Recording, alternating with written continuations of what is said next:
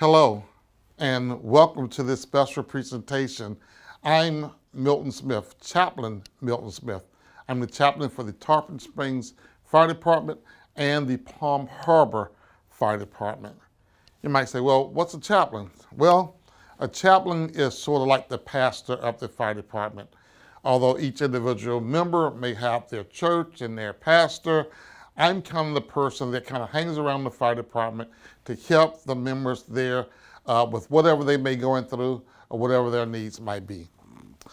I want to talk to you today about some of the things that I went through as I launched my career as a first responder and the things that I went through to kind of get to where I got to before I retired. Now, the title of this presentation is Against All Odds, Accomplishing Your Dreams in the Midst of Obstacles. Got that? Against all odds, accomplishing your dreams in the midst of obstacles. And the objective for this today is to share my journey with you, with the goal to inspire you, especially in the area of education. Why against all odds, you might ask? Well, if I could share a couple of things with you, one of the things would be, first of all, I'm African American. I'm black. I'm a black male. Okay? Well, you might say, well, what does that have to do with anything? Well, I'll just give you this one example. When I was in high school, and I was in a program where the instructor was charged with helping to find jobs for the students. It was called DCT, Diversified Cooperative Training. And when the instructor went to call a certain grocery store chain to say, hey, I got the student here. I think he'll make you a good employee. He listens well, he follows instructions, but there's only one problem. And I kind of sit back in that classroom like, there's a problem. What did I do wrong? And I'm thinking, what is the problem? And then the instructor in my high school classroom said, he's black. And that's the first time I heard that being black was a problem. So that's why I say against all odds. I lived in the projects. I grew up in the projects. What does that have to do with anything? Okay, you ever heard this thing called social economic disadvantage? Well, you know, when you live in the projects, you usually don't have all the different things that other folks might have. So that kind of puts you at odds of actually accomplishing some goals in your life. It's a family of 8. There was 3 boys and 3 girls, and then my parents. So that's a lot of mouths to feed. My father usually kept 2 jobs, a full-time job that he worked Monday through Friday, and then a part-time job that either worked at night or on the weekends. And when our kids was old enough to help him out, we went to work with him. As a teenager, my parents got divorced. So right as I'm coming into my teens, they got divorced. My older brother was 6 years older than me. He went out to the military, and there I was, with my mom and 3 immediate siblings. One came along later on in life, but there I was with my siblings and my mom. Actually, 3 girls followed after I was born, and then my younger brother later on. So yeah, against all odds. Now being that my parents are divorced and we got all this mouth to feed still, guess what? We were on food stamps. So, so we went through all of that. It's a little bit easier now these days. I guess you have like a little debit card or whatever that you can use. But before, you actually had these things called food stamps. They were paper things you had to tear out, at the grocery store when you went to buy groceries. So, once again, against all odds. Then when I was in the 4th grade, I disobeyed my mother. My brother was going to the store. It was getting dark, and my friend was going with them, and I wanted to go. And my mother said, no, it's getting dark. I don't want you out there in the dark. But guess what? I was disobedient. I didn't listen. And as my brother and my friend got farther down the street, I decided to follow behind, hiding in the bushes. The roads didn't have all the streets like they have now. So I'm ducking in between the bushes and everything as they're going. And finally, when we get quite a few ways away from home, my brother finally realized that they were being followed by me. And not wanting me to send me back home in the dark, he said, come on, you came this far, you might as well go the rest of the way. Well, we went, and guess what? We ran into a shootout. Some people were shooting against each other. We didn't know it. We got right up to the scene, and I was shot in the head with a 12-gauge shotgun. And to this day, I still have 5 of those pellets in my head. So yes, there was a lot of obstacles, both socioeconomic, both racial, and then my accident that I had with the shooting. So all these things. But I want to encourage you today that you can make it. You can get somewhere in life. Although it may seem like things may be stacked against you, it may seem like there's struggle. Maybe your parents are struggling. Maybe you don't live in the best environment. But if you have a determination to do some things with your life, you can get there. So let me talk a little bit about education. And once again, the best example that I can give you is myself. Okay? So as a young child, from kindergarten to 4th grade, I went to all-black school. There was maybe 2 or 3 white kids that went there, but it was, we was segregated in the school system in Pinellas County. I went to a school called Union Academy, and I was there from kindergarten through 4th grade. After 4th grade, they started desegregation. They started to integrate the schools. And so I was a part of 2 schools where we were the first black kids bused to those schools. So although we had a nice school in the area that I lived in, we wasn't allowed to go to that school, and the white kids wasn't bused in, but the black kids was bused out.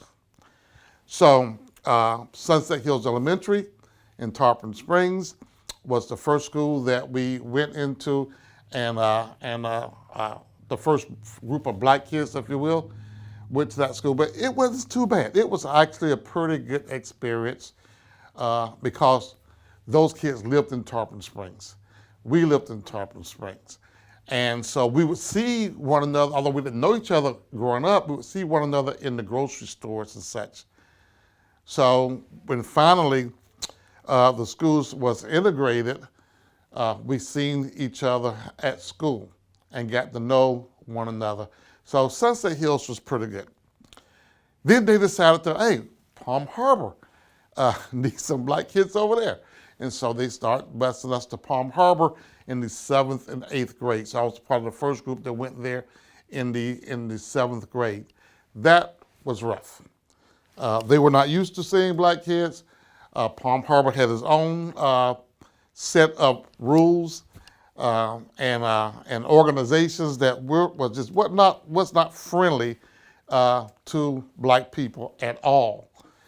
So we had some rough times going there. We had to have a sheriff unit escort our bus in to Palm Harbor and a sheriff unit escort our bus out of Palm Harbor. So there were some challenges there. But we went to school. We did not skip school. We got the work done. We met whatever challenges that we had at that school and did what we had to do. And then finally, back to Tarpon Springs. What a sigh of relief. Back to Tarpon Springs High School, where I graduated from Tarpon High School. Now, here's something that's kind of unique. With Tarpon High School at that time, there was a group of us that was able to get all of our school credits, do all the work, and make pretty good grades, and we was able to graduate early. So, what do you mean early? We was able to graduate midterm. And back in 1977, that was kind of unheard of, but it was allowed. So graduating early meant that we can go to college early. The problem for me, I was 17, I wasn't 18 yet, and the colleges really wasn't accepting students without a high school diploma because the colleges were starting their semester before we would get to our graduation date. I went to sign up for St. Petersburg College, and that's pretty much what I was told. You're not 18 and you haven't graduated yet. I said, well, I'll be graduating in about 3 weeks, and I'll be 18 in about 3 weeks. And so I didn't give up, talking to some people, and I was able to enroll in St. Petersburg Junior College then at the age of 17 before graduation, which was kind of unheard of in those days because it just didn't happen. So I kind of like to say I probably was the first dual enrolled student at St. Petersburg College. I can't prove that, but I know what I went through to get in there at such a young age. Now I know that's commonplace to be dual enrolled.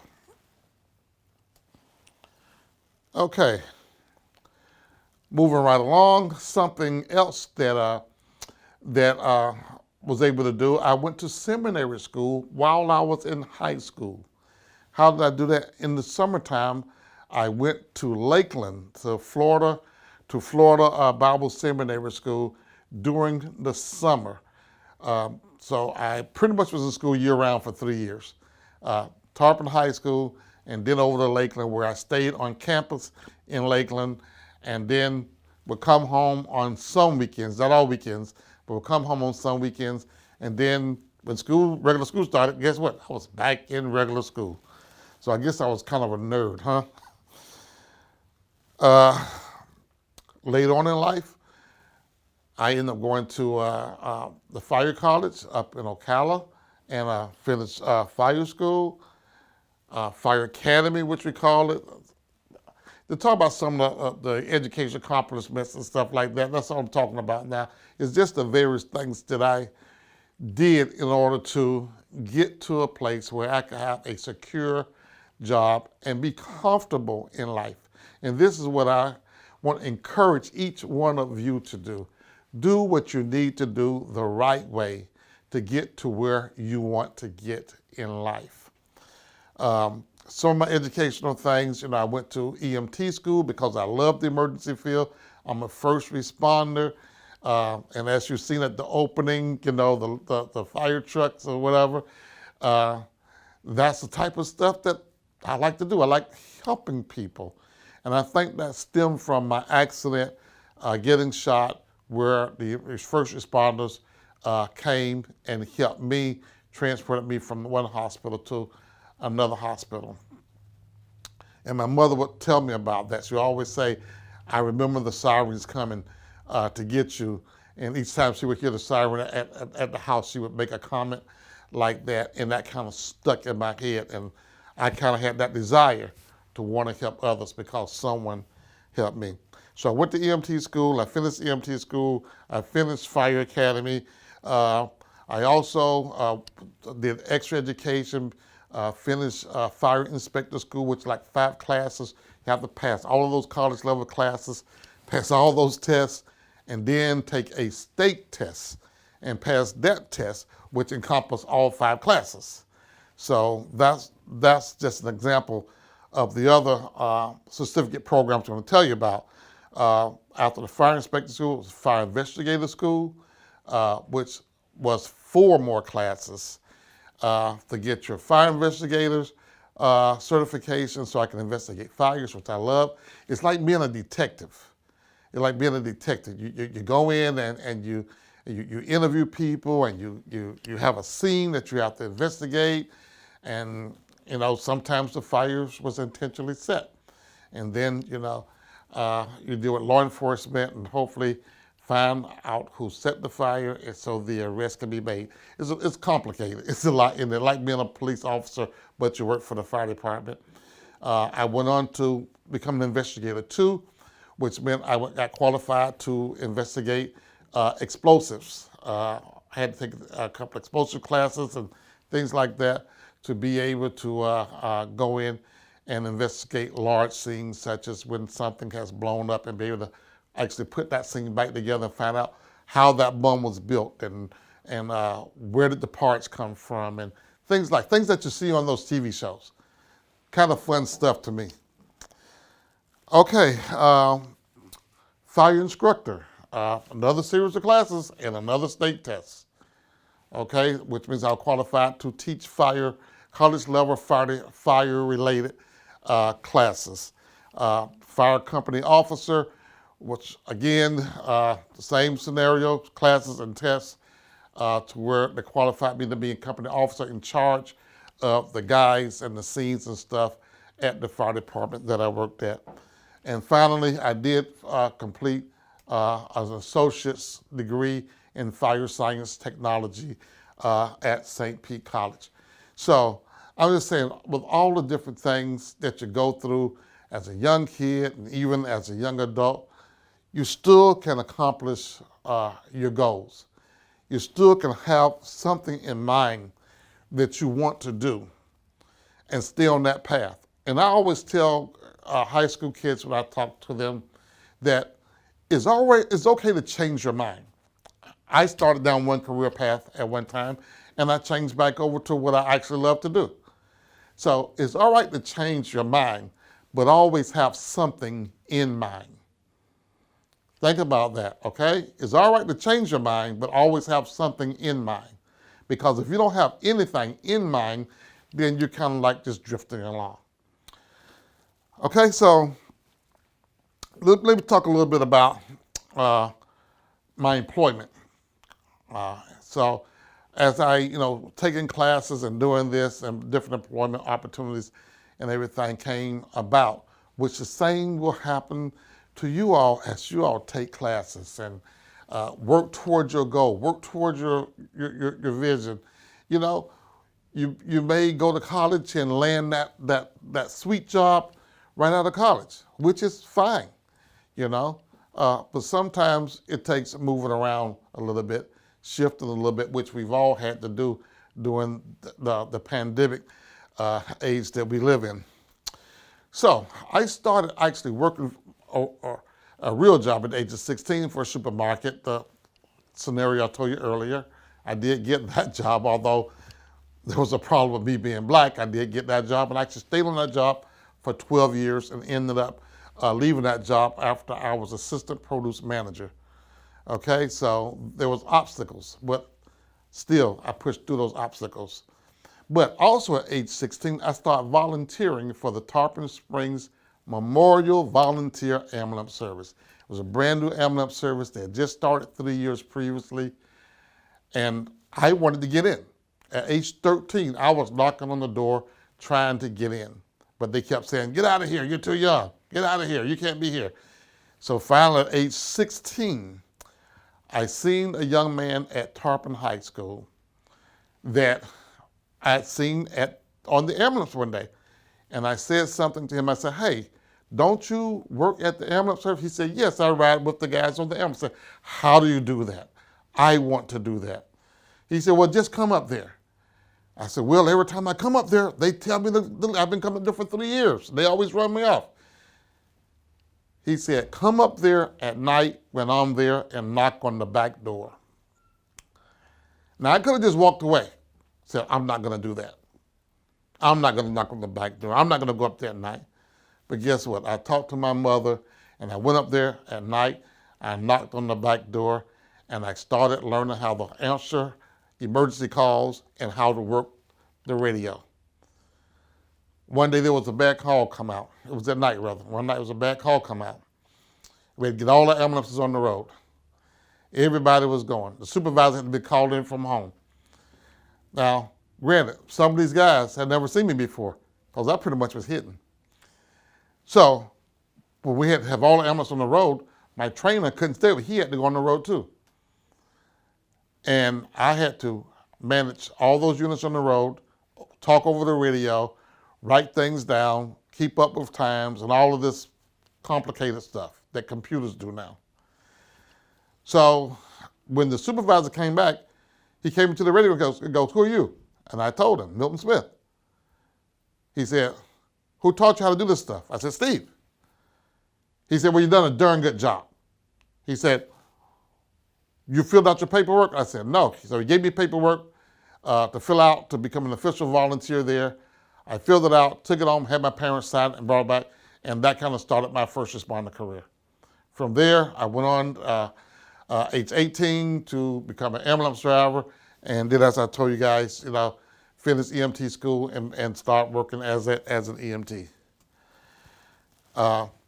So, once again, burials, obstacles, problems, but you can overcome them with persistence. You don't have to be mean. You don't have to be mad. You just have to keep moving. In 1986, I decided I wanted to be a firefighter. I was kind of tired of the other job I had and kind of hit a brick wall. And like I said, it's okay to be in something and change your mind. So I decided my career in that area was coming to an end, and now I was going to go into what was really my passion, was helping other people as a first responder. And talking to some of the guys I worked with that was now in the fire service, they said, hey, you want a good pension? You want to be a little comfortable after you've worked so many years? Come over to the fire side. Now, I hated fires and I hated heights. I did not like climbing ladders. I didn't like going into burning buildings. But I prayed about it. I said, you know what? If this for me, Lord, you'll let me go into this field and you'll let me be successful in it and at least stay there the number of years I need to do to get a retirement. So, first step, and this is kind of one of those unusual steps again. I was watching the news one night, and the Port Richard Fire Department was on the news where all of their volunteers had quit. It showed them throwing their pages down at the desk of the commissioners. And the young lady on the news, she goes, if you want to be a volunteer firefighter, they're looking for you. I talked to my wife about it, and the next day I was there. But guess what? When I went in and talked with the chief, the only one that was the chief and the assistant chief, because they were the only paid personnel. And he said, well, you don't have any fire experience. You've never been a firefighter. You don't have any fire. We can't use you. This was before I took all those classes, mind you. So I went to walk out. The assistant chief, who was a little younger than the fire chief, was walking me out. And as we walked by the rescue unit, and I said, oh, pretty nice rescue unit. Yeah, here. So you guys respond to medical calls? He goes, yeah, we do. And I go, that's too bad I can't work here. I'm an EMT. He goes, you're an EMT? I goes, yes. He said, come back in. I had the paperwork in my hand, signed and everything before I left there, and a pager. I was a volunteer firefighter that day after being told no. So, was against all odds. I hope I'm saying something that might encourage you that when you see obstacles, you confront obstacles, that you can say, you know what, I may not do it this way, but I can do it that way. I ended up leaving the other job that I had for, like I said, for 12 years in the grocery business.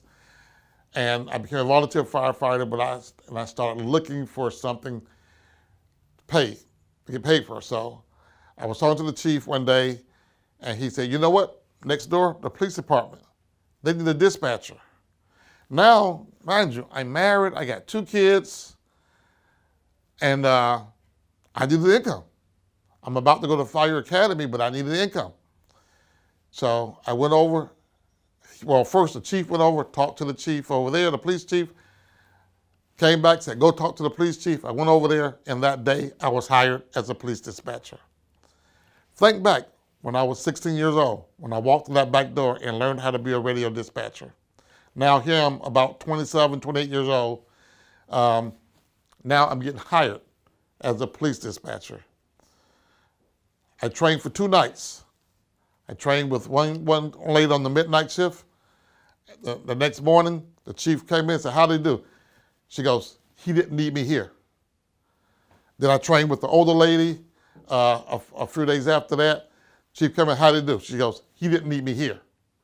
So there I was. After 2 training sessions, I was on my own dispatching police cars, and they handled the fire department as well, dispatching police and fire units out and answering emergency calls on the phone. So did that, went through all my training for fire and got hired at Pasco County Fire Rescue a year later. Stayed there for about a year, and then, like I said, it's okay to move around, you know. I needed to make a little bit more money. I had, like I said, I had a kid. I had 2 kids and a wife. And so I ended up getting hired at Palm Harbor Fire Rescue. Remember what I said about Palm Harbor early on when in middle school? Challenges wasn't the best place? Guess what? Now I'm back there as a firefighter. I stayed at that fire department almost 28 years. I retired about 8 weeks shy of celebrating 20. I wanted to retire on my birthday rather than on my anniversary date, hire date. I retired out there as a fire lieutenant. I was in charge of my station. I was in charge of my guides. I also was in charge of the marine unit, the boat. Bought all the stuff for that. Loved being out on the water. Still love going out on the water. We rescued a lot of people. Unfortunately, not everybody made it, but that's what you do as a first responder. You go out and you help people. I was in the honor guard. Loved that. Traveled all over the United States. Anniversary of 9/11. Participated in events up in Washington, D.C. Just all kinds of things. I ended up being the chaplain for the fire department, and then travel all over the country, and even up to Canada representing the fire department. So I'm saying this little boy from the projects that got shot in the head when he was in the 4th grade and went through all these obstacles now is traveling the world, doing things in places that you wouldn't think would be possible. After my career, the day before my 58th birthday, I retired. But retirement for me was not really retirement because I'm just that type of person, I can't stay still. I organize an organization called First Responder Matters. Well, now I go and organize events to help our first responders, our police, our fire, our EMS workers, our 911 workers. We have monthly events for those men and women that are out there helping others. Also, the founding president of the Dr. Martin Luther King Event and Scholarship Committee in Tarpon Springs, where we try to help young people just like you with finances as you go through college. I still remain the chaplain of the Palm Harbor Fire Department. And the same year I retired, Tarpon Springs asked me to be their chaplain, so I'm the chaplain of the Tarpon Springs Fire Department. When the pandemic hit on last year, Pinellas County Emergency Management reached out to me and said, hey, our 911 dispatchers need some help from taking all these calls. Everybody's calling, everybody's afraid of the pandemic, everybody's calling in, the phone calls are getting overwhelmed. And the dispatchers, you know, they have to hear that, and it's emotional. And they don't know, you know, when they go home to their families, I'm sure they're shaken. And so they reached out to me, was able to establish a chaplaincy program there so that the dispatchers there can have someone there to talk to help them through their shift. And I still manage that program to this day. And I'm employed by Curlew Hills Memorial Gardens, where I enjoy helping people here at Curlew. I'm just an associate and a funeral home attendant, but still just being there to help someone at their time of need gives me pleasure to help them get through that. What you see on your screen now is something that happened in 2007. I said earlier that I traveled all over the place with the fire department. I was in Emmitsburg, Maryland at the National Fire Academy. And right down from the National Fire Academy, Emmitsburg, The city of Edinburgh sit on the mountain, the same hillside where Camp David is at. Well, if you know anything about Camp David, that's where the presidents go to spend their vacations, have some relaxation time. Sometimes they may have guests in there. Well, President Bush came down to our ceremony. We got word he was coming down. We had to change everything around. So to make room for the president, you have to make room for the president. And I was asked to escort President Bush in the laying of a wreath at the National Fallen Firefighter Memorial Ceremony, which is held each year at that location. So that's the picture you see on your screen now. What are your goals as we wrap this up? What are your goals? You know, you go through school, you want to make A's and B's, you know. C's, you know, they may come along, but you won't do good. But you don't like to see D's and F's. Well, I'm going to say to you, you can apply 3 D's and 1 F. Okay? 3 D's and 1 F that I'm going to allow you to make. And what is that? Well, the 1 D stands for desire. Okay? Have a desire to be somebody.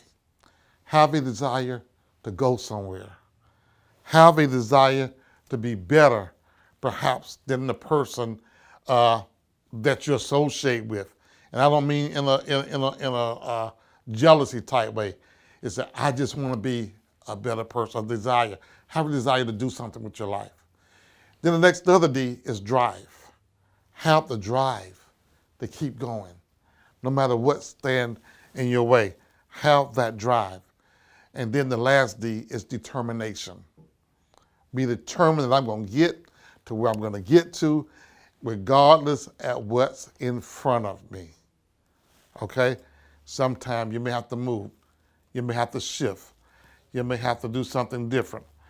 But have that desire, that drive, and that determination. You say, well, what's the F? The F is faith. Have faith in yourself. Have faith in your God. Have faith in the one who created you. So never give up. Always believe that I'm going to get there. I'm going to get to where I want to get. I hope you've enjoyed this presentation. I hope that it has helped you to say, you know what, I had some obstacles, or I have some obstacles, but I can get there against all odds. God bless you. Thank you for having me.